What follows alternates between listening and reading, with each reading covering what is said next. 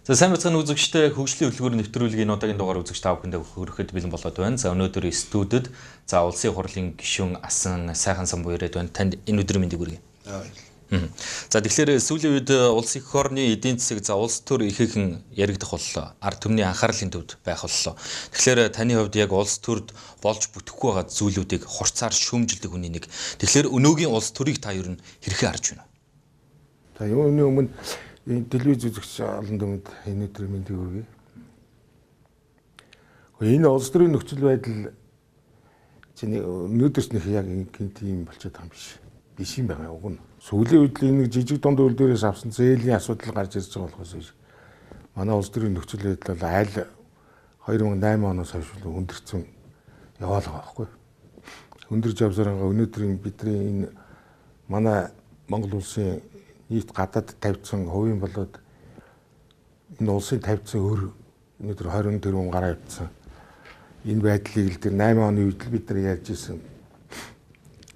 Тэрний уналтын энэ эдийн засгийн уналтын байдал энэ Монгол төрөний ханшийн уналтын байдал худалдаа авах чадваргүй болж байгаа байдал энэ төр бол яг нөгөө амьдралын хугацаанд одоо л зүгээр ил болж яаж болохоос биш. Монголын ард түмэн бол тэр төр амьдрал дараад идэв нэгдэг бол мэдээлэл эсэлтэй. Хамгийн гол хурцдсан юм юу гэвэл татвар төлөгчдийн мөнгийг энэ улсын хурл сууж байгаа сонгогдсон гишүүд нар ингэж хувааж авдгийн байна гэдгийг л сая л мэдчихэж байгаа байхгүй. Ард түмэн. Тэгээс мань мэдээ юмнууд бол аль эртнээс дээр мэхэлцэн бол мэдчихэж байгаа шүү дээ. Мэдээл яриа л идэг шүү дээ. Бид нар бол ярьдаг нэг цөөхөн хэдэн хүн байдаг юм л та. Жаргал сайхан би гэсэн мэт нэг хэдэн хүн. Тэгээд тэр бидний үг нэх тийм нөгөө өөрсдөө нэг их хурл парламентд суухгүй болохоор шин зэрэг хүчгүй болчиход байгаа юм л да. Зүгээр нэг хүн телевизд ирэл ярьж байгаа юм шиг. Тэгээд тэр нэг энэ ярьж л идэг юм шиг. Уг нь бол бид нар чинь нэг байдлыг мэддэг. Тэгээд энэ нэг улс төрд нь ороод тэнд нь бас нэг санал юм хэлээд ингэж байдаг улсууч. Хэн лөөр хийгээд байна, яаж лөөр хийгээд байна. Энэ төр гэдгийг бол бид нар мэдээл тэгэл цөөхөл болохоор яриад нэмэр болох л та. Тэгэхээр 1990 оноос 2018 он хүртэл за 6-7 удаагийн сонгуул болсон байна. Энэ хугацаанд өнөөдөр улсын их орон хөгжих тийм боломж байв уу? Эсвэл байхгүй байна уу? Бүрэн байсан шүү дээ. Бүрэн байсан. Гэхдээ яаж хөгжүүлэх вэ? Бодлогоор хөгжүүлэх байхгүй. Тэгээс бодлого боловсруулдаг тийм хүн алга боловсруулаад тэр боловсруулсан бодлогынхаа хойноос хөөцөлж ажиллах тийм нам алга байна шүү дээ Монгол улсад. Нам. Одоо Монгол ардын нам ардчсан нам гэж яриад байгаа. Тэгээд энэ хоёр сонгуулаар яваад очдог. Энэ хоёрын нэрийг бариад очсон ямар ч нэр дэвшигч гарч ил хийдэг. Тэгэл тэд нар ирээл энэ төрийн ордонд ороод гэмт хэрэгтэн болол хоёроо л эдийн засгийн гэмт хэрэгтэн болол хоёроо л идэж уугаал ингээл байгаад байгааг мань мэт яриа л байгаа. А тэрийг зөвхөн өнөөдөр яг тэр тодор бол ингэж идчихсэн юм байна гэдгийг ийм ихээр нь идчихсэн юм гэдгийг өнөөдөр л Монголын ард түмэн зүгээр харчаал бухимдал нүсэж байгаа. Тэгэхээр нэг ийм байна л да. Тэр өөрөө хөгжил бол ингэж идж ууж байгаа мөнгөөр бид нар хөгжих боломж бүрэн байсан байхгүй. Монгол ардын нам, ардчилсан нам, Монгол ардын хувьсгалт нам за 90 оноос хойш сонгуул явуулахдаа өөрийн хүмүүсээ за яг буруу замаар буруу бодлого шийдвэрийг дэмждэг хүмүүсээр игнийг нэгтгэсэн юм шиг. За өнөөдөр үнний төлөө зөв үннийг шүүмжилсэн хүмүүсийг бас няцалдаг иймэрхүү асуудлууд байгаад байгаа шиг. Ингээд хөгж. Няцлах нь өтгөл бүр няцтарж байгаа юм чинь тэр чинь энэ хоёр нам дотор байгаа зүгээр шудраг одоо юм ярьсан хүн бол тэгэл эрг байхгүй л те явахгүй.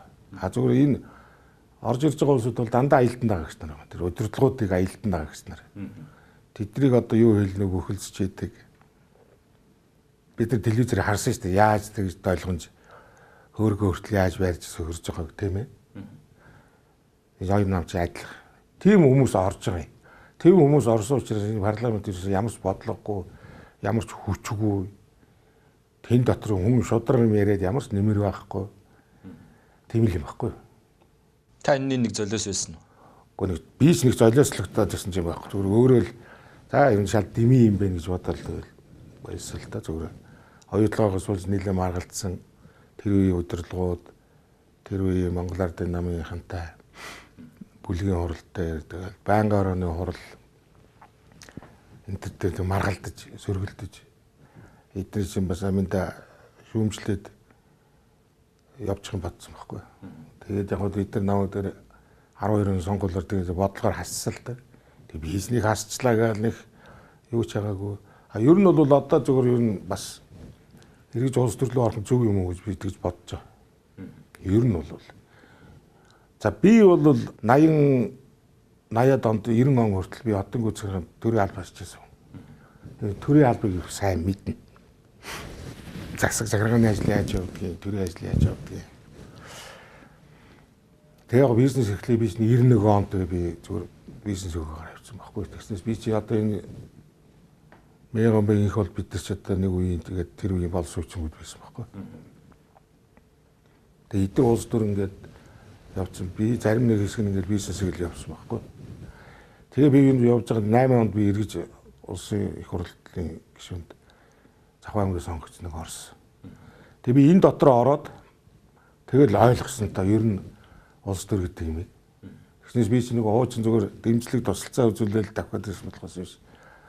Энэ дотор юу болоод байгааг нэг сайн мэддгүйсэн юм. Орсон хоног мэдээд тэгээ мэдсэн хоног аюултай улсууд байдаг юм байна гэдгийг өөрөө дүгнэлт хийсэн л дээ. 92 онд батлагдж ирсэн энэ улсын их хурлыг баталж. Одооний энэ үндсөөлийг баталж яхад. Тэр үеийн үндсөөлийг баталж ирсэн одооний гишүүд дээр байгаа хүмүүс ярьдгийг бид нар их 60-70 хоног хуралдсан энэ гэдэг. Тэг үндсэндээ 60-70 хоног хуралдахдаа яг энэ төрийн удирдлагыг яг яаж зохион байгуулах талаар л хамаг гол юм нь өгсөн шүү дээ. Тэгснээр тэр нэг хүний эрх мэрх амьд явах эрхтэй тэгэл янз бүрийн тэр заалтууд тэр чинь бол зөвхөн автоматар батлагдж ирсэн. Ерөнхий сайд их хурлын дараа 3 талхайг ер нь яаж зохицуулах гэж их зовсон. Тэгээд одоо энэ нэг Жимдугай тэр Эренчин энэ Пүрүү генерал энэ гурвал энэ хуулийн дээр голж ирсэн тэр үед. Энэ гураас өөр тэнд нэг энэ үндсөөлийг мэдээд энд засвар хийгээд зохион байгуулаад байх нэг тийм монд өсвөрхий хуульч байгаагүй. Тэгэл энэ 3 хүн тэр 400 хэдэн депутатын асуултанд чинь энэ 3 хүнд дийлжиж босч хариулдаг байхгүй. Энэ 3 хүн л. Тэгээ яг Жимдугай ер нь бол толгойг нь барьсан юм шиг байна. Тэгээд наан тэр Эренчин гэж одоо байхгүй хаа тэр улсын дээдчүүхийн дарга байсан. Энэ Пүрүү генерал 3. За энэ 3 хүн энэ хуулийг батлахад ер нь гол дүр тогсон 3 хүн энэ 3 хүн. Би тэгж боддог юм. Тэгээ энэ төрийн энэ удирдлагын энэ яг энэ механизмыг энэ төр барих одоо яг хэн голж барих юм бэ гэдгийг ерөөсөө энэ дээр заагаагүй ийм хууль болсон юм шиг байна. Гурвуулаа ирэх мэтэлтэй. Энэ 3. Тэгээ энэ яваанд тэр чинь яг 2000 оноос өмнө бол нэг их туйлан болоог 2000 оноос хойш энэ төрийн 3 тишээ болох юм байна гэдэг нь мэдгэж эхэлсэн. Баг бандгаа инх хоёрын зөрчлөөс асар их мэдгэжсэн. Ерөнхийлөгч нь ерөнхий сайдыг оруулж томилдог байсан. Тэр 7 удаа тэр гамболдыг буцааж ирсэн энэ гэл ингээл юм ингээл явагдаад байсан. Ааж маар л явагдаад байгаа байхгүй тэр чинь. Тэр чинь ард түмнээс анзаарахгүй байхгүй. Ийм дөрөнтэй ийм уйлтай юм байна гэж л боддог юм шиг байна. Тэр чинь яг анзаараад ингээд бүр өөрөө зориуд хараад дүнэлтийг сууж идэг мань мэдчиг нэг зөөхөө хэдэн хүн байгаа юм шүү дээ. Тэгээд зөрчил ингээл явагдаад байгаа ерөнхий сайд их хурлын дараа 2-1 намын хүн мөртлөө тэр дотор ч зөрчилтэй л байгаа байхгүй. Тэгжсэн 2000 оны сонгуулиар юу хит их олон болсон. Монгол Ардын нам. Тэр бол яг тэр зориг агсны өгөлтэй холбоотой гинт тийм өөрчлөлт болсон л доо. Тэгээд тэр 72 судал авчиад тэгээд нэг хүн ерөнхий сайд дураараа дөр гэж нэг үзсэн. Тэнд үндсэн хуулийг өөрчилсөн шүү дээ. 7 тэр өөрчлөлтийг хийсэн байхгүй. Тэгээд энэ 7 өөрчлөлт бол Монгол улсыг жинхэнэ дэш нь харуулах ажлыг хийсэн 7 өөрчлөлт байхгүй. Элбэг дорж их 2 нийлж Илбэгдорж олонхын хоёр цөөнх байсан. Эний чинь тэр энэ урдлын арчнам засаг урж захт энэ долоо өрчлөлтийг тэр Жасраган баланкан дээр бичиж байгаа оруулж ирсэн байхгүй. Гар өсөх зураад. Тэгээд ороод нөгөөд чинь батлагдаг байна. Тэгээд сонгуул болохгүй та 2000 он. Тэгээд зоригчнаас барлаа арчсан намын нэр унцууллаа. Тэгээд хоёрын тоглолт аянда гараад ирж юм шиг чинь. Тэгээ гарч ирээд нөгөө түрүү чин тэр миний одоо арчсан нам байж Жасраган юм дээр байсан тэр долоо өрчлөлтийг энэ хоёрын засгийн газар яг гарч ирэнгүүтээ тэр өвөл 12 сар яг шинэ жил болох гэж байна. Өмнөхөн 12 сарын 27-нд билүү дээ. Энэ долоо өрчлөлтийг хийсэн. За энэ долоо өрчлөлтийн гол алдаг юм нь юу гэвэл их хурлын гишүүн ерөнхий сайд болдог болох хайцсан. Ерөөсөө гал бусд нь яг одоо тэр 6 яа юм бэ. Хамгийн гол юм энэ давхар дээл өмсөлт юм энэ хоёр нөхөр өөрөө хийсэн байхгүй. За тэр дээр тэгэл Монгол улс уруугаа явж гисэн тэр. Би бас санахад 2002 оны 9 сард баха та нэг ярьслага өгсөн байсан. Улс их орон ирээдүйд нэг хүний гарт орно, нэг хүний гараар орно гэдэг ийм ярьслага байсан шиг санагдаж. Нэг үсээ би нэг цөөн хэдэн хүний гарт орох юм байна гэж би тэгж ярьслага өгсөн. Тэр үеийн ардын их сонирм нь юу вэ?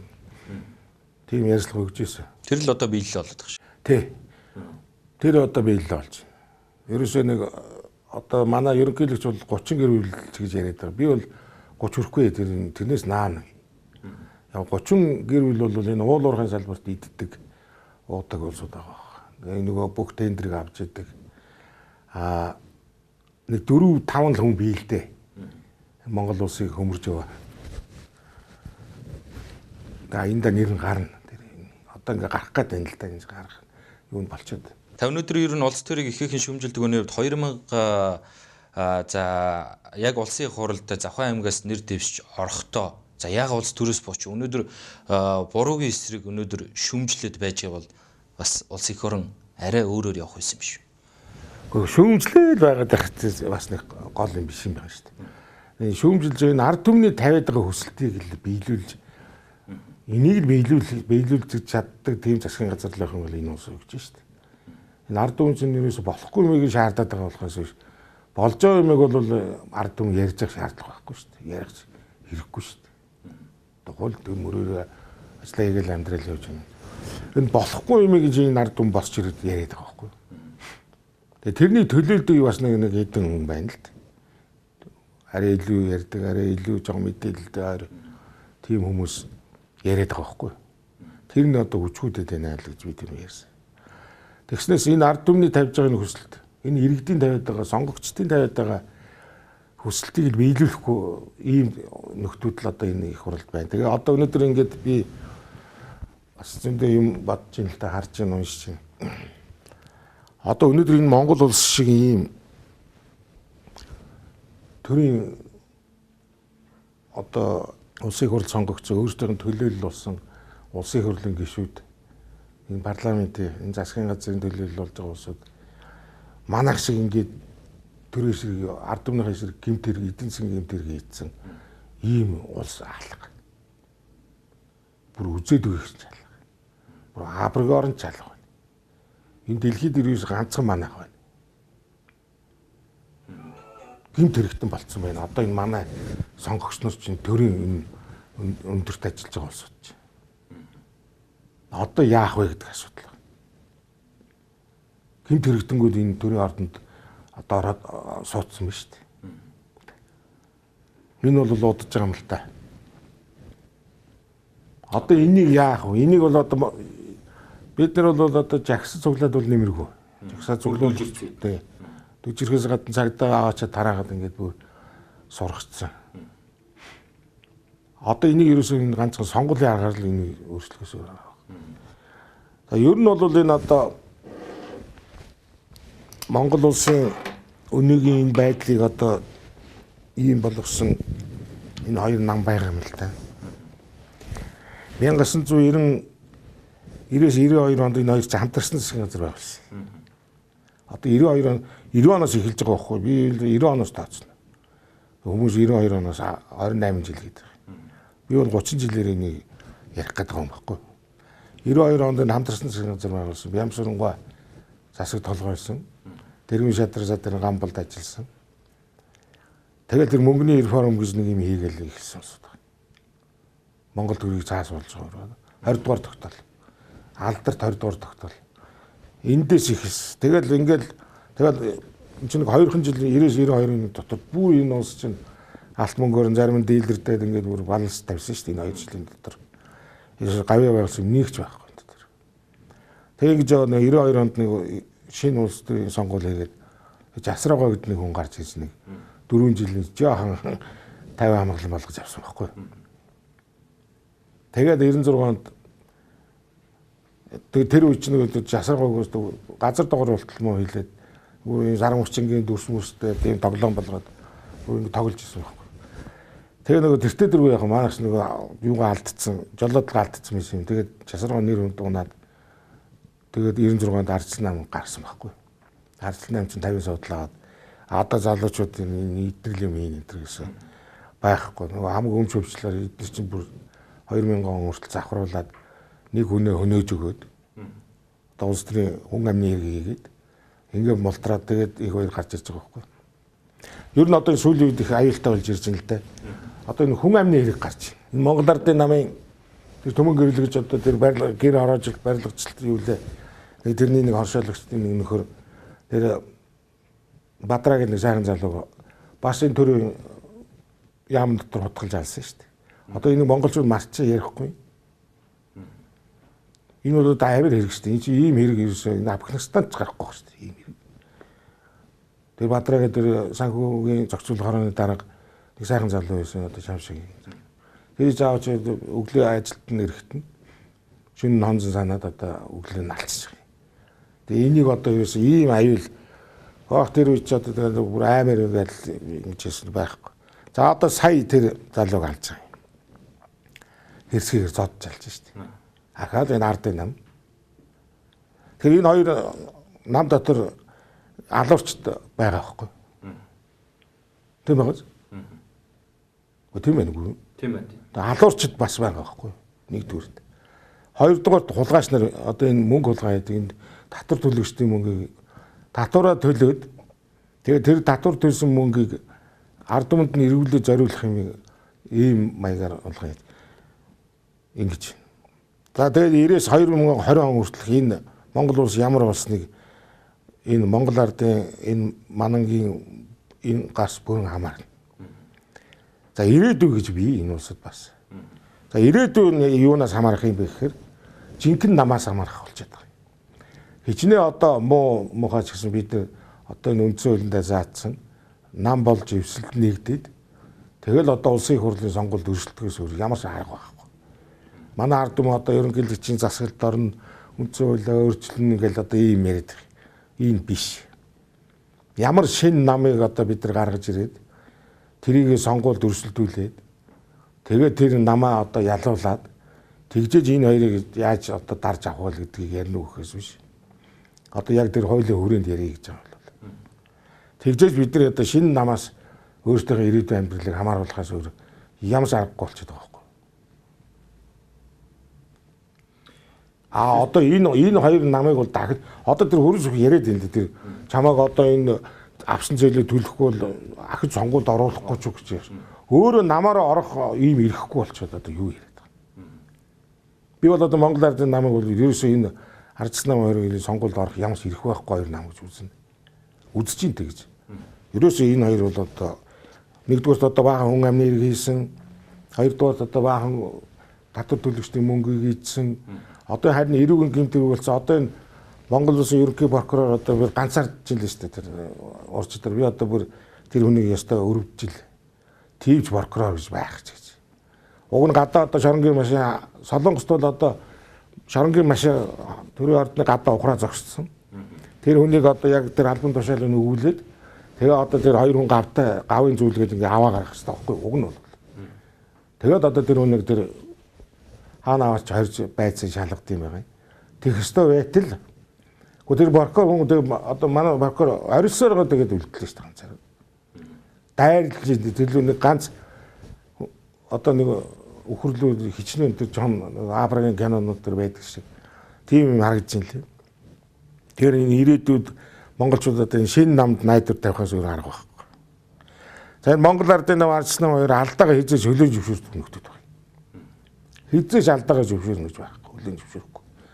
Тийм учраас үргэлж алддаг. Дандаа алдаал яваад байна. Тэгээд тэр алдаа нь явсаар хагаад одоо өөрөө түрүү асуулаа шүү дээ. 7 сонгуул болчлоо. Яагаад хөгжсөнгүй вэ гэж. Ерөнхийдөө чинь бас 7 сонгуул байгаа шүү дээ. Тийм ээ. Тийм учраас алдаагаа хөлөө зөвшөөрдөг учраас энэ хоёр хизээч одоо энэ наад чиний яриад байгаа хөгжил байхгүй. Тийм учраас үргэлж алдчихж байгаа энэ хоёр.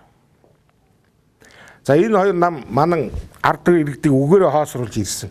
Яг энэ 30 жил. Юусоо сайхан амлаа л ингээл одоо өгнөөл гэдэг. Хоёул одоо сүүлийн 2 жил 16 12 8 оны сонгуульд сайхан зэрэг амлалт болсон. Сая төгрөг өгнө, сая 500 өгнө, 2 сая өгнө гал нэг одоо тийм өгнөг бол нөгөөдгийг нэг нуглаал явдаг. Зүгээр энэ иргэдийг одоо зүгээр нэг тийм сонгогч нарыг зүгээр сонсоод тэгэл өгөндөө гэж байгаа юм шиг. Өгөөрөө хоосруулсан энэ хоёр. За хамгийн заваа аргаар засаг төрийн эрх мэдлийг 30 жил авчиж байгаа юм. Хамгийн заваа аргаар. Одоо тэр заваа арга гэдэг нь юу вэ? Саяны миний хэлээд байгаа. Хуурам эхэлж. За Монгол ардын нам арчсан улс орон иргэдийн үзэл бодлыг 4 жил хөлслөн авдаг дандаа. Хөлслөөл авчиж байгаа. Мөнгө тараад. За өөрөө хувьяасаа мөнгө тараана ёстой гонж. Тэрийг бол ёстой. Тэгээ тарааж байгаа мөнгө юу бол одоо яг энэ мөнгө байхгүй. Тэгээ ингээд эдний ингээд алдааг яриад байвал ингээд цаашаа зөндөл юм байна л да. Тэгээ миний одоо хамгийн сүлд нэг зүгээр өөрөө чи асуултанд ингээд 50 асуултанд хариулахад одоо ирээдүйд яах вэ хөгжих үү яах вэ гэдэг шүү дээ.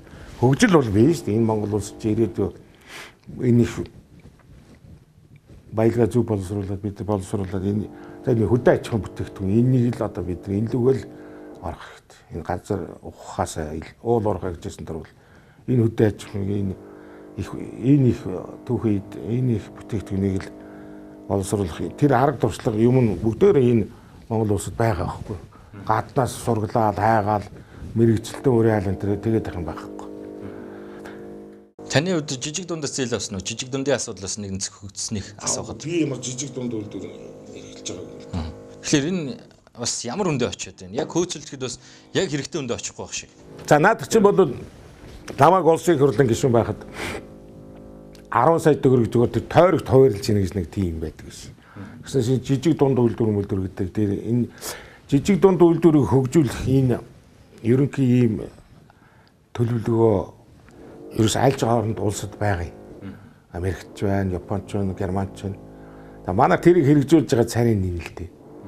Тэрийг амьд хэрэгж 10 онд би наваа гишүүн байхад жижиг дунд үйлдвэрийг хөгжүүлэх тусгай тийм хөтөлбөр улсын хурлаар баталж ирсэн. Тэр маань одоо ийм юм болж хувирж байна л да. Тэр маань. Уг нь бол энэ жижиг дунд үйлдвэр эрхлэгч нарт л бид нар хэсэг энэ эдний энэ их мөнгийг хувааж өгчээсэн бол хангалттай жижиг дунд үйлдвэр хөгжүүлж бүрэн боломж өгсөн байхгүй. Одоо төрөний өөрийн чиний асуусан асуултын хариу энэ л дээ. Хөгжих боломж байсан уу гэж асуусан. Бүрэн байсан гэж би одоо тайлбарлаж хариулж байгаа нь нэ. Тэгэхээр одоо яг яах вэ? Жижиг дундаас ерөн зээл авсан хүмүүс улсын хурлын гишүүд эрх мэдэлтэй нэгэн хариуцлага тооцдог хүмүүс нь тэдний гар хүлээ байгаа шүү дээ. Наад энэ дөрмийн чи эдгээр өөрсдөө зохиож байгаа заа юу. Өөрсдөө зохиож байгаа юм. Тэгээ энэ зохиосон мэдээлэлээ эдгээр чи өөрсдөө хүмүүс тараагаал тэгэл авчиж байгаа юм. Тэрийг одоо тэр дундаас доош энэ хүмүүст бол мэддэхгүй шүү дээ. Худлаа зүгээр иргэдээ ард түмэнд болохоор нөгөө гой мэдээлэлээ бол цацсан шүү дээ. Жижиг дунд үйлдвэр хөгжүүлэх гэж байгаа юм байна. Зээлэх гэж байгаа юм байна энэ гэж.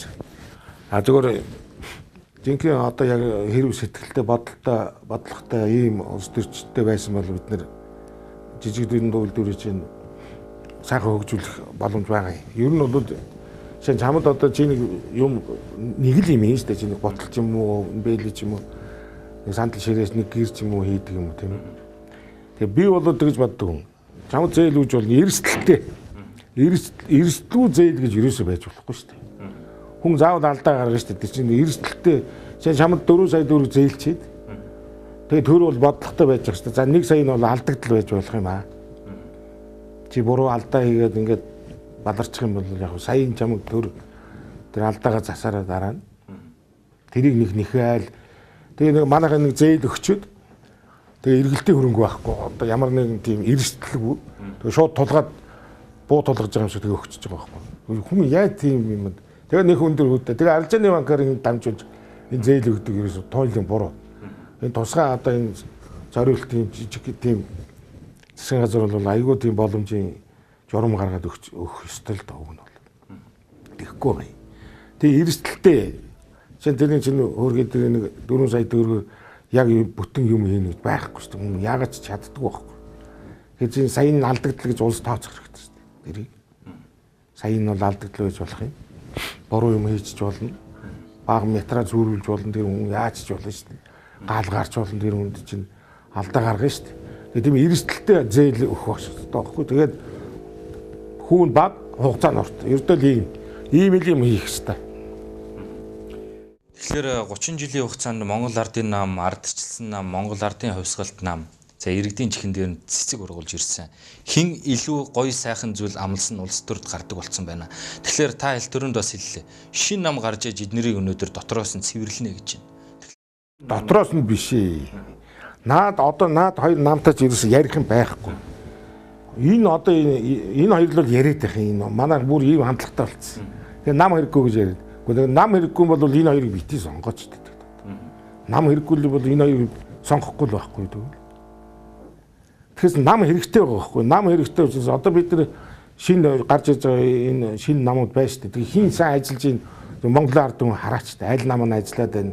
Энэ нам байна шүү дээ гарч ирж байна. Энэ үнэн ба зөв нам ч байж байна. Монгол ардын хувьсгалт нам нь байж байна. Иргэний зориг ногоо нам нь байж байна. Бүгд найрамдах нам нь байж байна. Энэ манай дэлхийд дээр нэртэй бүх нам Монголд байж байгаа юм.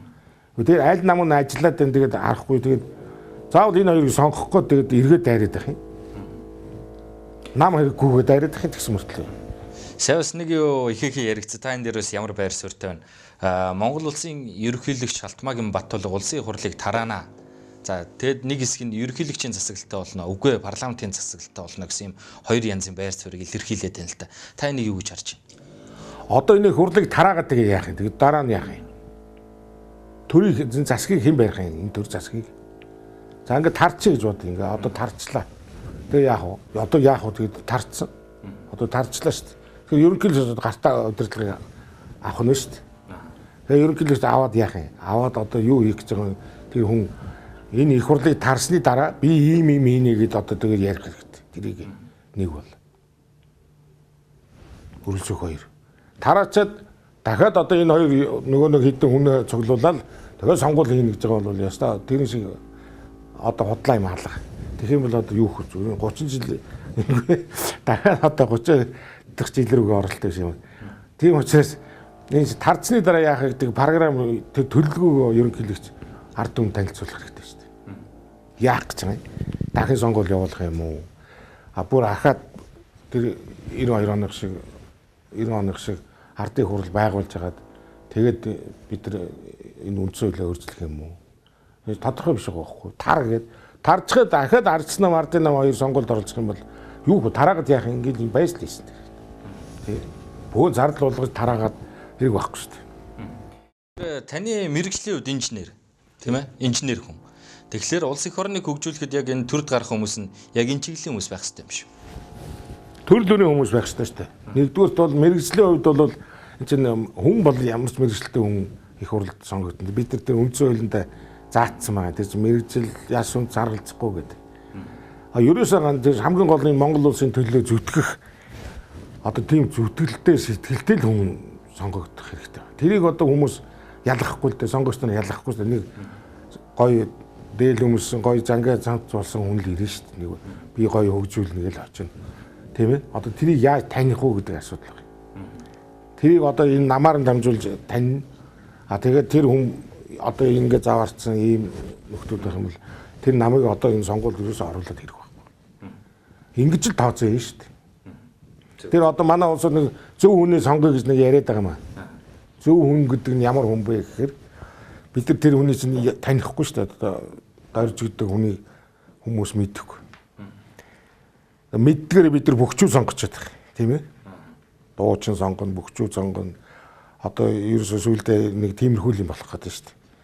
Олон танигдсан хүнийг сонгоно л гэж нэг юм яриад зөв хүнээ сонгоно гайл нэг юм ярих юм. Тэгэхээр зэрэг одоо би бол юу гэж хэлж ийнэг бол одоо телевизэг үзээд сонсож байгаа хүн байгаа бол ааж н одоо намаар дамжуулж бид нар хүнийг таниад тэгээд дараа нь намтай тооцоо хийх юм байна гэдгийг л одоо сайн ойлгож авна. Монголын сонгогч нар энэ 30 жилд бол энийг мэдсэн баг. Гэхдээ хэлэхэд бол илүүтэхгүй. Хүн бол одоо хэлэхээс нааш ерөөсөө анхаардаг улсууд шүү дээ. Хариуцлагын тогтолцоо угаасаа байхгүй юм шүү. Хариуцлагын тогтолцоог байлгаж болно шүү дээ. Энд чинь байлгахыг хүсэхгүй. Одоо манай энэ хоёр манай чинь бол ерөөсөө энэ хуулийг бол сайхан заасан шүү дээ. Өөрсдөө тааруулдаг. Тэг өөрсөндөө тааруулдаг. Одоо энэ оюутлага молгоог энэ чинь янзлж бороо говьд мойлдог энэ улгаан хийх чинь ерөөсөө дан хууль засаж байгаа юм чинь. Дандаа хууль заасна. Хуулийг бол ёстой дураараа заасна.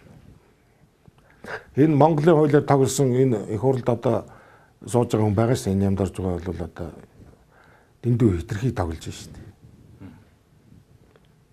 Энэ л өндөөж ансан байна. Энэ ард намын дотор хуульч байхгүй. Байхгүй. Таны хувьд бас улсын хуралд байхдаа оюу толгойн асуудал дээр бас ихээхэн байр суурийг илэрхийлдэг байсан. Иргэдийн хувьд ч гэсэн өнөөдрийн хүртэл зөв бурууг нь ялахгүй явсаар л байгаа. Тэгэхээр та энэ дээр бас манай иргэдүүд ингээд нэг хүн юм ярьж байхдаа анхааралтай их сайн сонсож байгаа. Хин юу яриад байна гэдгийг ерөөсөө сонсохгүй.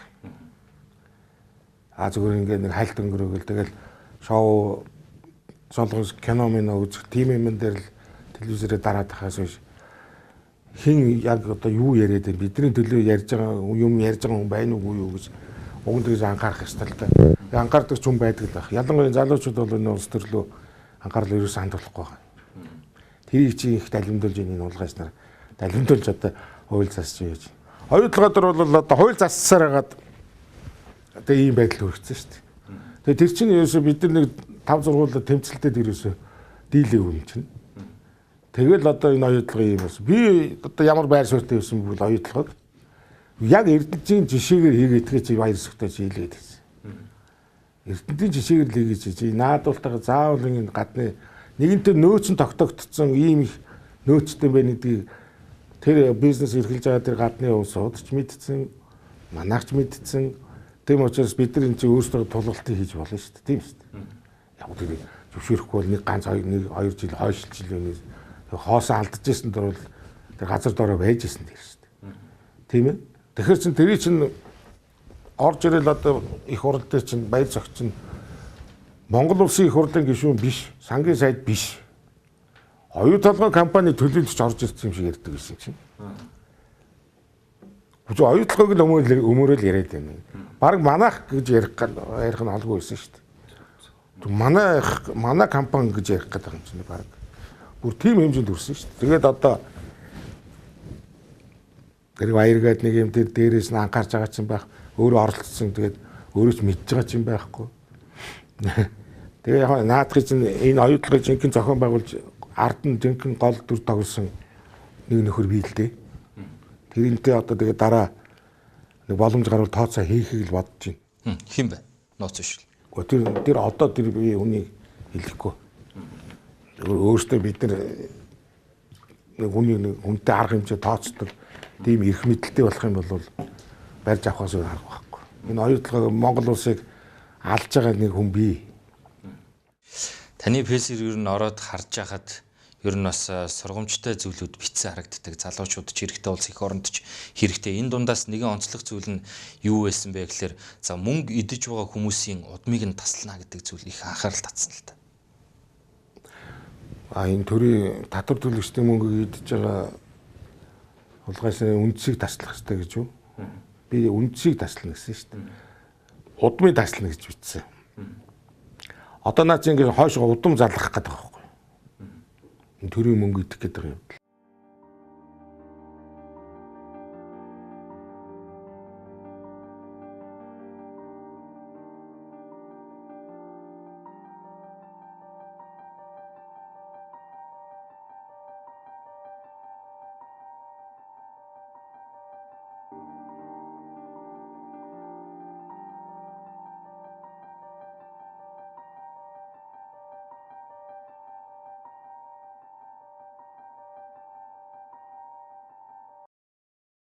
А тэр одоо ингээд үе залгамжилж идэх гэж байгаа тэр үндсийг таслах нь зөв биз дээ. Тэглэв. Одоо нэг их хурлын гишүүний хүүхэд ч гэдэг юм уу одоо залгамжилж штт. Одоо тийм юм бол байна л да. Тэр удмыг тэр үндсийг л таслах гэсэн. Таслах хэрэгтэй ер нь бол. Энд чинь үе дамжаад ингэж идэх юм бол энэ бол тэсэхгүй штт. Одоо бол би зөвхөн их санаа зовж байна. Энэ Оросын холбооны улс зарим юм дээр бичсэн байна лээ. Хятад улсын бас зарим сайтн дээр байна. Энэ Монгол улсын төрийн тийм том улсууд нь тэгж мөнгөний тэгж ийдсэн байна гэж. Тэгээ үнэмшгүй байна гэж. Одоо манай зарим оюутнууд ярьж байна. Ингээ ярьсан хэд тийм юм гэж ямар юм бэ? Хизээ тэгж ийсэн. Гээд байна гэж шүү дээ. Хятад оюутнууд. Тэр манайд их юм бол одоо аль хэзээ байхгүй болох гэсэн. Тэр тийм байх ёсгүй. Тэр бодлоо авах гэдэг үнэмшгүй байна гэж юм л да. Надад би нэг өчтөр нэг орд сурж байгаа, вэзэн сурж байгаа, шанхай сурж байгаа хүүхдээ ярьсан чинь тэгж байна. Тэнд яриа болцсон байна. Манай энэ жидүүгийн чи асуудал. Жидүүгийн чи асуудал жижиг асуудал байхгүй юу? Энэ чинь бол жижиг асуудал шүү дээ. Зүгээр энэ бол асуудал биш. Энийн цааш хичнээн аюултай юм гэж бодож энэ улсын. Аимшигтай юм байж байгаа шүү дээ энэ цаана. Энэ өмнөх парламентын хийсэн ажил байна. Энэ ардын энэ жидүүгээс гадна зөндөө юм байж байгаа. Тэгээд энэ оюутлын асуудал байж байна. Тэгээд энэ явандаа ингээд цоврал наадхан шиг ийм цоврал болж гарах нь л дээ одоо. Тэгээ би гайхаад байгаа. Би бол нэр үнэндээ одоо хуулийн зөвшөөрлөнөр чадмааргүй байна. Жижиг дунд үйлдвэрийнхээ мөнгө төлөхгүй бол сонгуульд нэр дэвшүүлэх хүсэхгүй гэж. Тийм хариуцлагагүй юм ярьж яаж доромжилж байна энэ улсыг. Уучлахгүй бол болчих юм шүү. Уучлахгүй тэр авсан мөнгөө буцаага өгчих юм байна л да. Тэгэхээр одоо нэр дэвших юм байна. Дахиад дэвшнэ гэж ярьж штэ. Тэгээ одоо байх хэрэгтэй. Энэ зүгээр юу тэр хүн дэвших нь үтгэл намаар нь одоо тэр дэвшүүлэхгүй байх хэрэгтэй. Чи эрүүгийн гэм тэр өдөөцсөн ийм баахан хүнтэй нам ягараа сонголтоор тийм. Гүч одоо дахиад энэ чи яаж найдаж ичиж сонгох юм бэ гэж одоо юу бодож сонгох вэ? Одоо сонгогч хүн одоо би л одоо бодоод ерөөсөө санал өгнө гэж бодохоор ерөөсөө миний санаанд юм буухгүй. Урдлын одоо парламент 16-аас 12-оос 16 онд одоо ямар их пакт мөнгө алга хийв. За одоо 8 жил дараа л энэ татвар төлөгчдийн мөнгийг ингэж өрн дараа хийх юм бол энэ чи яаж тэсэх юм? Тэсэх харгалаа. Хийж ард түмж одоо үс дэлбэрэхэд бэлэн болцсон ба шүү дээ. Одоо бол Монголын ард түмэн яг ингэж ийм дарьтай ийм торхон дээр ингэ сууж байна одоо яг. Одоо тэнд ерөөсөө ингэ нэг хүн гал тавих юм бол тэгэл энэ улс чинь дэлбэрлээ. Яг бэлэн болж тэгээ 90 оны өмнө нэг ийм болцсон байсан. Монголчууд нэг энэ улс төрийн товчны 9 гишүүнээс нэг яаж салах вэ? Эдрээс нэг салуул одоо бид нар ерөөсөө тэгээд цаашаа мандан бадарчих юм шиг бодоод байсан байхгүй. Тэгээд нэг 90 онд энэ хятад Орос хоёр нэг өөрсдөө юу манайх руу хандах нь үтгэд өөрсдөө яайдаа болоод нэг ирсэн яг нэг тэр үед нь бид нар нэг системээ сольж авсан. Тэгээ нэг систем сольсон нөхдүүд нь цаашаа явах төрийн бодлого, улсын бодлого юу ч байхгүй нэг хэдэн юм ардчил гэдэг нэг үгээр зүгээр ганцхан үгээр л явцсан шүү дээ. Үйл ажиллагаагаар ерөөсөө явсан юм байдгүй. Тэгэл 96 оноос хойш энэ улсын тэр Зэдэмбал дараагийн тэр 44 жил идсэн гэж дэмий юм яриад байсан. Тэр бүтээсэн бүтээлийг ерөөсөө 8 жилийн дотор байхгүй болгосон шүү дээ. 44 жил хийсэн үний хөдөлмөрийг 8 жилийн дотор байхгүй болгосон. Ер нь 1990 яг тэр шиг болцсон одоо. Яг тэр шиг болцсон. 90 онд гарч исэн намууд яг одооных шиг та бид хоёр шиг сайхан зүйлүүд ярьж исэн баг. Улс их орныг сайхан болгоно гэд. Гэтэл 30 жилийн дараа байдал шал эсэргээр ирсэн. Тэгээ таасаа хэллээ л дээ шинэ нам хэрэгтэй. Шинэ залуучууд гарах хэрэгтэй гэж байна. 2050 он, 2060 он бас л ард түмэн тэр намыг зөвхөө сууж байгаа. Гоо. Одоо бол зөвхөн энэ ч бас нэг улс юм чинь энэ 30 жил улсын түүхэн дотор ярих юм бол жохоо юм жижигхэн богинохоо нүдэнд харагдахгүй шахах хугацаатай. Тэгээ яах юм? Тэгээд одоо бид нар ахад өөр шинэ хүмүүст найдахаас өөр арга байхгүй шүү дээ. Эдгээр дахиад одоо бидний тэгэрээ гээд одоо өгөх юм уу? Хайшаа. Эдгэрт өгж одоо ингэж алуулж ирсэн дэр бол дахиад одоо шинэ залууч энэ чинь арай энэ эднээс туршлага одоо энэ жигсэж байгаа шүү дээ. Одоо эднийг хараад. Ямар байлаар муу хогнууд үл гэж байгаа шүү дээ. Одоо хүмүүс тэгж ярьж шүү дээ. Яста муу сайн юмнууд л гэж байгаа шүү дээ. Тийм ээ. Тэгэхээр чин зэрэг одоо энэ жигсэж байгаа энэ эднийг үзэн ядж байгаа нэрэж одоо юм арайч дэндэж байна нэрээ. Ерөөсө бид нэр нийлж нэг улс төрийн хүчин байгуулж энэ улсаа нэг аврал нэг аврах юм а гэсэн ийм залуучууд байж шүү дээ. Одоо тэдний тэр хадаа би хэлж шүү дээ. Одоо Монголын ард түмэн одоо намайг харж байгаа энэ улсууд энэ ажиллаж байгаа энэ залуучуудыг сайн хараа. Намынхаа үйл ажиллагааг яаж явуулж байна одоо тэрийг хараад тэгээд сонголтоо шинээр хийхээс өөр арга байхгүй. Тэр энэ одоо эдгээр хийсэн энэ муухай үйл явдлыг жигсэн зэвүүцэн залуучууд чинь нийлүүл нэг арай сүртэй хүч гарах байлгүй дээ.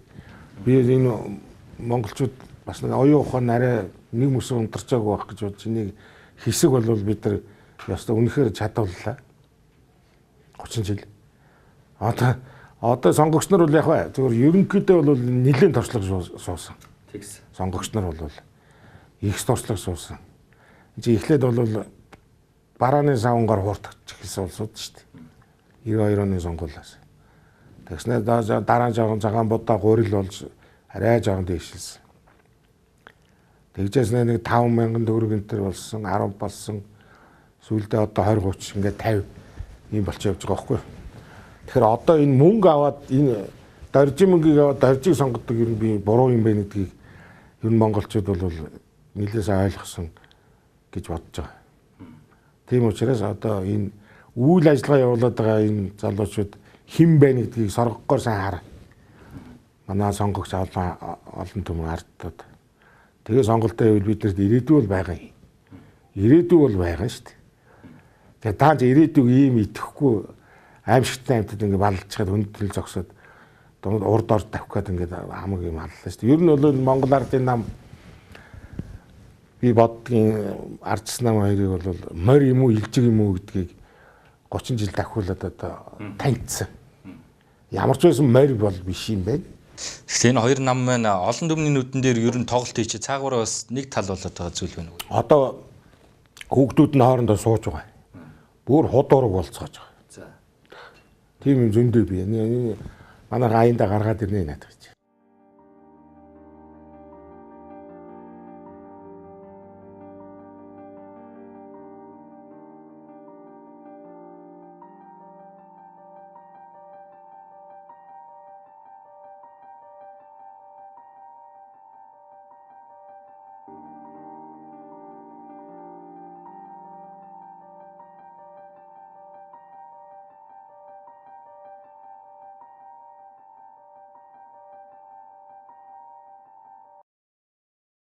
Манай завхны хөтөл оюун орлын хүүхэд завхны засаг дараа байсан бас нэг лоорчин нөхөр гэдэг жаминт өгөө. Тэрний хүүхэд хоёрлоо худуулсан. Хамгийн ойрын шиг би тэрийг л мэдэж байна. Одоо чи шууд хэлээдэх гэдэг юм. Тэгэл домчул сайд дарганы хүүхэд. Нэг нь ардс нам, нэг нь ардын нам. Тэгээ хоорондоо хүүхэд суулаа. Дундаас нь одоо ямар манан гэдэг хүүхэд гарах уу гэдэг юм. Тийм л юм болоод байлаа. Тэгэхээр бас нэг зүйлийг асууя л да. Тойргийн мөнгө гэж жоох юм юу байт юм бэ? 2004 онд намбрын инквайр 1 сая төгрөгнөөс эхлүүлж байсан шиг санагдаж байна. Тойргийн мөнгөө. Тийм тий. Энэ ямар учиртай зүйл? Наач одоо бас мөнгө идэх хань хэлбэр байхгүй. Би нөгөө жидүү юу ч бишээ гэдэг чинь тийм. Жидүүгийн чинь дараа наадахч бас орно. Одоо сая бөө хэл жидүүгийн өмнө бөө хэлэн болж байлаа шүү дээ тий. 5 төгрөг. Намайг байхад 10 сая төгрөг байсан. 8 онд. 10 сая. За тий. Тэгээ юу гэж ярьд юм бэхээр наадах ингэж ярьд юм билээ. Одоо намайгаа удирдлага дийлээл тэгэл эрхлээл цорвоогоол ингээ тааригдаачсан чинь ерөөсөө юу яагаад юм нэхэд энтергаал. Эмэгтэйчүүдэндээ оянгалал эрэгтэйчүүд нь байдгийг л. Одоо би бүлгийн хурлын юм ярьж шүү дээ бүлэгт нэг нам. Тэгээд очоод тэгэл мөрийн хөтөлбөрийг хэрэгжүүлэх тухай юм яар. яад юм. Гэхдээ мөнгөгүй очиод өстой нэг шиг юм аа. Муухай юм. Юу ч хийж болохгүй юм. Тэгээд 10 сая төгрөг хуваарлсан тэр намайг байх тэр 9 оны төсөвтэй 8 оны гишүүнээр төсөв батлахтаа 9 онд нэг 10 сая төгрөг тавьж явах шиг байсан. Тэгээд тэрийг л очиж юм хийх юм байна л та тэргээр. Одоо кармалад явдаг нь үнэн л дээ. Гэхдээ тэр мэдээж кармалад явахгүй нь ойлгомжтой шүү дээ. Тэр үуч бас муу ч гэсэн банкар дамждаг байж. Тэр үед. Тэгэл тэр яг 10 сая төгрөг. За тэр 10 сая төгрөгийг тэгээд яавал гэж. Одоо энэ жилийн төсвийг дээр 5 төгрөг мөнгөжээс сүүлд 8 гэж тойрог мөнгө гэж. Тэгш нү? Тэг шиг болт юм аа. Батлага ерөнхийдөө та нар болиос наадгаа бууруулаач гэж хэлээд Европ явчаа ирсэн чинь 8 болгочлоо гэл ингээл бөө хилам шуугаал 2 3 хоногийн дотор 8. Тэгээ одоо нэг хүн тойрог дээр 8 тэрбум төгрөгийн одоо юм хийх нь л дээ. Тэгээ тэргээр юм хийсэн дүр үзүүлээд тэгээ юу яах нь шүү дээ. Дахиад 20 хонд өөрчлөлтөх нь үнэ л дээ.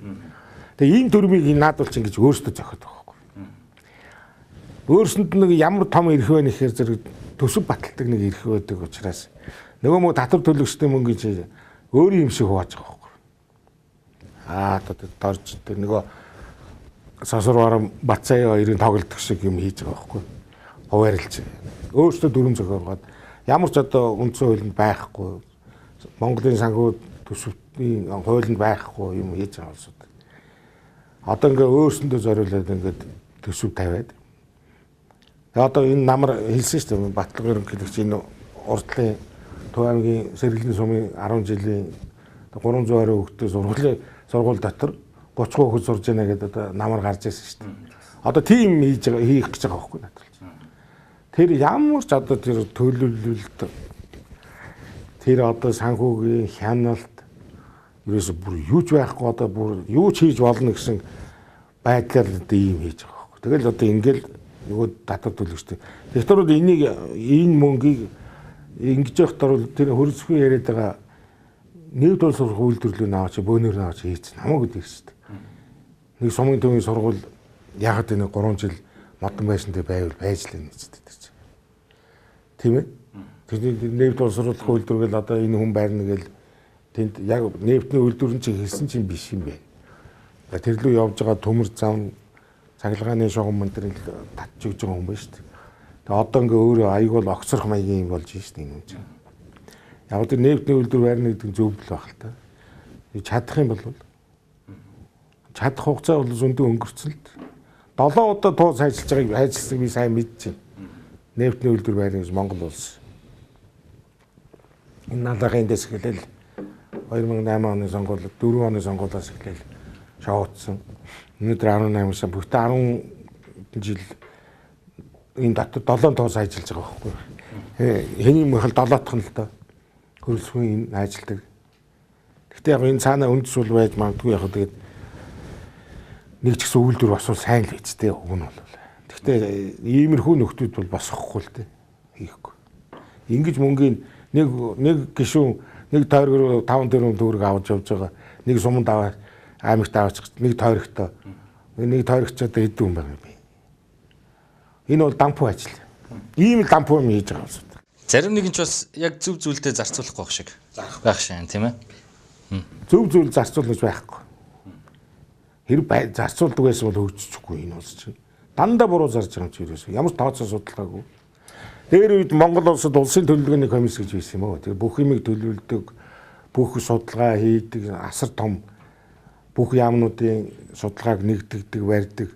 Тэгээд тэр улсын төлөвлөгөөний комиссийн хүн дарга нь улс төрийн товчонд энэ асуудлаа танилцуулаад тэгээд улс төрийн товчоогоор батлуулаад тэр улс төрийн товчоогоор батлагдсан улсын их хурл ардын их хуралддаг жилдээ ганцхан хуралдана.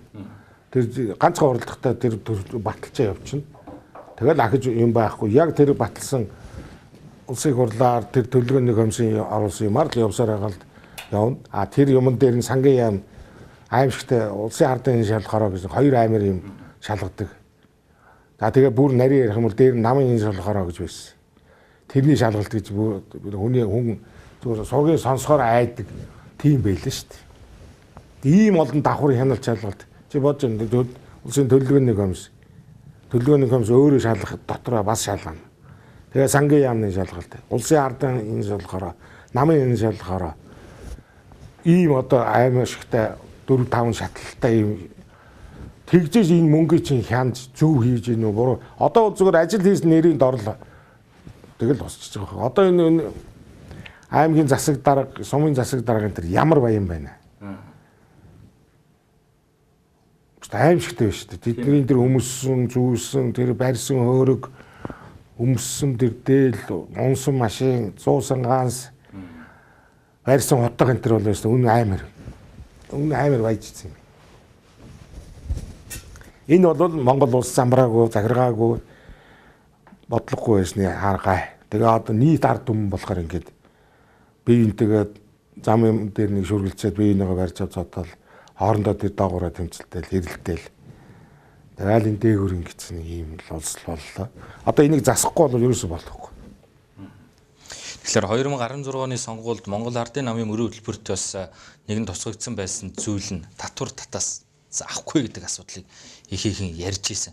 За гэтэл өнөөдөр мөрийн хөтөлбөр нь бас шал эсэргээр болоод өнөөдөр иргэд болон бизнесмэнүүдийн орон дээр их ачаа болоод байгаа шиг татварууд. Үгүй энэ хоёр намын мөрийн хөтөлбөртөө одоо бүр ерөөсөө яриад хэрэг байхгүй. Одоо чийч асуугаад ирэхгүй би ч хариулмааргүй байна. Хариулаад байх юм байхгүй.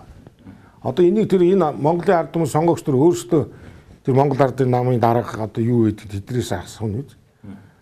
Үгүй ирүүгэн гэмт хэрэгтэн болчиход байх чи одоо юу ярих юм. Намын мөрийн хөтөлбөрт нь тэгж заасан гэж яриад яах юм бэ? Ямар эн чинь ямар заагаад тэгээд ямар зааснаа амарснаа ямар биелүүлэх юм яах юм? Одоо тэр сонгуулийн аргаар л эдрээс зай барихгүй бол ерөөсөө бүр ямар сарах байхгүй. Сонгуулийн аргаар. Одоо эдний мөрийн хөтөлбөр бид нар яриад яах юм бэ? Чи шал инээдэн тийм байхгүй. Эртээ дөрөв болж бүх юм асуудал тодорхой болж бүр орон даяар битгий хэл дэлхийд даяар шившиг болчиход байж их чинь эдний мөрийн хөтөлбөрийг яриад одоо 20 онд найдвар байгаа юм болов гэх гээд нэг үе чи. Үгүй одоо тийм байхгүй. Наад чи одоо тэр мөрийн хөтөлбөртөө тэр юу амлсан чи одоо наад чи ерөөсөө бүр нэгч биелсэн юм байхгүй. Тэгээ би чамд нэг жишээ хэлье. Мэд оюутлогын гэрээг бид нар байгуулж байхад 40 50 57 гэж хоёрхан тогтоол баталж өгсөн. Тэрний 40 гэдэг 7 тогтоол 40-р тогтоол гэдэг нь ингэж хийгээд би одоо тэрийг их удаан болчиход марцчихад байна. Тэр чинь мундаг даалгавар засгийн газар тусад нь гаргаж өгч байгаа тогтоол байхгүй. 6 залттай хаа. Тэр 6 залтаас нэгж биелээгүй гэж эртээ улаан сайд телевизээр ярьж ил. Бүр нэгж биелээгүй гэж. Тэр 40-р тогтоол. За 57-р тогтоол нь юу гэхээр зэрэг хамгийн тэр чинь хамгийн сүүлд заалт нь юу гэхээр зэрэг 4 заалттай 57. Одоо байгаа ашигтай алдуулын тухай хуульд заграгдаж энэ гэрээг хийсүгэ нөхөр баярт даалгасугаа гэсэн улсын хурлын дарга дэмбэрлэгсэн юм байж байгаа байхгүй. За ийм тогтоол байж итэл тэр их засчихж байгаа юм. Нөгөө Ират-Тонтогийнхэн цаахан тохируулаад засчихж байгаа. Тэр хуулийн засч өгдөг хүн би их хурл дотор одоо байж лээ. Шудар сарайлаа сууж байгаа. Тэг ингээд энэ хууль тогтоол тэр засах масах болоо. Тэгээд тэр энэ улсын хурлын гишүүн энэ одоо нөхдүүд ингээд нэг хүн юм ярих нэг хуулийн хүрээнд тэгэл нэг юм яриад байгаа юм. Тэгээд аваад тэгж байна. Одоо тэр нэг эртээ тэр казак нөхөр байна шүү дээ. Тэр мөнгө ичгээд би уучлахгүй байхгүй гэдэг нэг нөхөр. Би одоо тийм казак гишүүн ерөөс үзээгүй юм байна. Тэр хаанаас гараад ирсэн хүн. Тэр хүн тэгж хэлсэн шүү дээ. Хуулийн хүрээнд бол би одоо яана. Тэс нэг хуулийн өрөөнд тэр дандаа өөрсөнд нь тохирсон юм байдаг байхгүй. Тий. Буруутах юм байхгүй. Тийм учраас хуулийн өрөөнд гэдэг байгаа байхгүй. Одоо тэр манай авилгатай тэмцээний газрын дарагч нь ерөнхийлөгч гэдэг гэж шүү дээ. Ерөнхийлөгч одоо таныг ажиллаа өгөө, таныг хийж чадахгүй наа гэхээр зэрэг. За яах вэ? Тэгээд цагаан дээр хараар бичсэн байж шүү дээ. Би 6 жил байна гэд ингээд байж шүү дээ. Тэгэхээр зэрэг ямар хуу янзын ааш зантай авиртай улсууд байна гэдэг мэдгэж байгаа шүү дээ. Тэгээ би ийм улсуудаа болоод таараагүй юм л та. Таарахгүй мөлий. Тэгэхээр хоёул бас нийгмийн асуудал руу орё л та байгаль орчны асуудал руу энгийн мэд боловч өнөөдөр бас л голлох сэд болчиход байна. Утааны асуудал. Биш наачаа. Энгийн гэж юу ярьж чинь хамгийн аюултай. Энэ утаа бид нар утаагүй байх бүрэн боломжтой. Бүр 100%. Ямар ч утаагүй юм цэрлэг тэнгэртэй. Ямар ч одоо би бол 30 градустай байсан ч утаагүй энэ Улаанбаатар болох боломж биш шүү дээ. Тэр бумаар нь олон жил зарцуулаад яагаад харилсан боломж зарцуулаагүй шүү идсэн юм чи юу зарцуулах хэнд зарцуул утаан дуу утаа зарцуулаагүй шүү дээ чи утааг алга болгоно гэж хэлээд идсэн юм чи одоо тэр хөрөс гээд нэг нөхөр тэр 100 гаруй тэрбум төгрөг идсэн нөхөр одоо хайцсан бэ тэр одоо энэ утааг бол бид нар зүгээр ийм сенсменс тавиад энэ тэр тийм байхгүй энэ зүгээр тусгай бодлогоор бид нар айл өрх бүх судалгаа юмыг гаргаж байгаад ямар ч утаа гаргахгүйгээр болж болно. Заавал орон сууц бариад байх шаардлага байхгүй. Орон сууцаа бид барьдгаараа барихтаа нэг захаас нь хөөгөөд бариад айлаа шилжүүлж оруулаад тэр хоорондоо тэр 100 янтантай айлуудаар утаа гаргахгүй арга байна. Жишээ нь. Үгүй би тэрийг заавал нэг ярьж байгаа албагүй шүү дээ. Хоёр дахь асуудал бол бензиний үнэ. Бензин үнэ ч гэсэн тогтмол байж болно шүү дээ. Үгүй мөнгөний идчихэд байгаа усууд чинь яаж бензиний үнэ өсөхгүй байх юм бэ чи. Хэрвээ энэ иддэггүй төр засагтай бол бензиний үнэ манай Монгол төгрөгийн худалдаа авах чадвар чинь өсөөл авах байхгүй юу. За орж ирж байгаа валют бол биш шүү дээ Монголд. Би чам нэг жишээ хэлье одоо энэ телевиз Жасраагаа 92-оос 96 оны хооронд засаг 4 жил барьсан. Би бол жасаагүй шүтдэг хүн, мундаг хүн гэж. Тэр үед юу болж ирсэн бэхээр албан байгууллага хоорондын өрийг нэг тэгэлж өгсөн хүн. Өрөөдөө байхгүй болгосон ингээд нэг удаа өр тэгэлсэн хүн. Хоёрдугаар ажлын байр нэмэгдүүлсэн компаниудыг шууд татвараас чөлөөлж ирсэн. Татвараас нь чөлөөлөөд ажлын чи хүн ажилттай л болгож байвал чамайг татвараас чөлөөллөө гэдэг ийм бодлого барьсан хүн. Хоёрдугаар Монгол улсын валютын санг 400 сая төгрөгт өргөж өгсөн. Тэр манай Жасраагаа нэг ярьжсэн би сонсож байна. За би яг нэг ерөнхий сайд болчоод нэг буухтаа би нэг Монгол улсын валютын санг нэг 400 сая төгрөг доллар болгочвол би нэг болно. Тэгэх юм бол яг тэрнээс цаашаа явчих واخ гэж ярьжсэн би сонсож байсан байхгүй юу. Жасраагаа. Тэгэхэд чи боддоо 92-оос 96 онд Монгол улсын эдийн засаг ямар хөгийн жижигхэн өөрхөн байж юу? Хэрэгцээ бага байж. Тийм ээ? Ловроо гэж. Тэр хүн 400 сая доллар болгочих юм бол болно. Тэгэхээр одоо 3 тэрбум гараа болцсон байж байгаа чинь утаатай, унаартай, хэрүүн шугантай тэгэл мөнгөө идж болгосон Монголын ард түмэн хууртагцсан хэвээрэл хийж лээ шүү дээ. Өнөөдөр валютын сангийн нөөц чинь 3 тэрбум хэдгэлээ ихтэй баяр цаахан 3 тэрбум гараа нэм ярьж лээ шүү дээ. Аваа 3 тэрбумаас буухгүй яг нөөцний үн өндөр байгаа учраас уг нь энэс илүү их мөнгө олох боломж бий л дээ. 3 битгэл 10 тэрбум төгрөгийн нөөцтэй долларын нөөцтэй болох бололцоо бий шүү дээ Монголд. 10 тэрбум долларын нөөцтэй Монгол улсын валютын сан ийм болчих юм бол их л гоё л да. Энэ даанч энэ мөнгөний ерөөсө тэсгэхгүй. Энэ лоорч ийм одоо эрүүгийн гэмт хэрэгтэнгүүд орцсон учраас дийлдэхгүй маа. 60 тэрбум хэрэг саяхан бас дахин сөгөгдсөн. Ваа нөгөө би нөгөө жидүүгийн ард зөндөө юм бий гэдэл одоо чи харин нэг гаргаж яриад байна. 60 тэрбумч одоо энэ засгийн үед ч юм уу энэ их урлын үед ч юм уу сонгогдохгүй энэ яахгүй л дээ. Энэ хойноос сөйцэлдэх хүн явахчгүй энэ хойноос хүн явахсан нэг хол явахчгүй. Тэгээ тэр үтгэж ерөнхийдөө чадахгүй шүү дээ. 60 тэрбум яриа л идэг тийм ээ. Яриа л шүү дээ. Та нар наадах янзлаач шалгаач өөгөөч гэлээдэг байхгүй. Энийг одоо нөгөө бид нар сонгуулийн аргаар юм өөрчилж аваад одоо тэр шинэ болсон хүчингүүдээ гаргаж ирж ижил үз тархаас өөр ямар ч өөр арга байхгүй болчиход байна л да. Тэгсэн жагсаад цуглаад тийм бол болохгүй байна л да. Хэрэггүй. Бодлогоор энэ нөхдүүдийг адилхан бодлогоор уралдаж ялан дэлхээс өөр арга болчиход байна. Тийм учраас ерөөсөө л одоо бидний гартлаа авахгүй сонгогчтой. Одоо бид нар бие жишээ нь саналаа өгөхөд энэ хоёрын төлөө л одоо өгөхгүй үлдэл болчихж байгаа байхгүй. Мөн доогуур өгдөг шатны явцуд байна л да. Сонгуул гэснээс сонгуульд санал өгж байгаа иргэдийн саналыг нь хар хайрцагны юугаар одоо идэж байна гэдэг нэг асуудал бас л одоо сонгуулийн үед л яригадаад байна. Энэ дээр та бас ямар байр суурь? Үгүй тэр бид нар сонгуульд аль болох олоолаа оролцох хэрэгтэй байхгүй юу? Одоо чи сонгуульд харин чухал асуудал хүнчлээ энэ бас манайхан за одоо сонгуулийн насны нэг сая 200 орчим мянган хүн бий гэж байна. Тийм. Монголын. За тэрнээс чинь нэ 40% нь сонгуульд ерөөс орохгүй. Оролцдог. Тий. За ялангуяа залуучууд голдоо 40% нь оролцохгүй. Бүр ерөөс ирэхчгүй. За тэгэхээр цаана одоо нэг 600 мянган хүн үлдэж байна тийм. Тэр 600 мянган хүний чинь нэг 150 орчим мянган Монгол Ардын намын гишүүн байна. За нэг 120 орчим мянган ч юм уу Ардчилсан намын гишүүн. За ингээд 200 энэ хоёр намын хүмүүс болчихж байгаа. Энэ хоёр намын энэ 100 хэдэн мянга 200 мянган манайх 180 мянган гишүүнтэй л гэдэг. За тэр тоо бол нэг тэр хавцаа нэг 150 180 хооронд.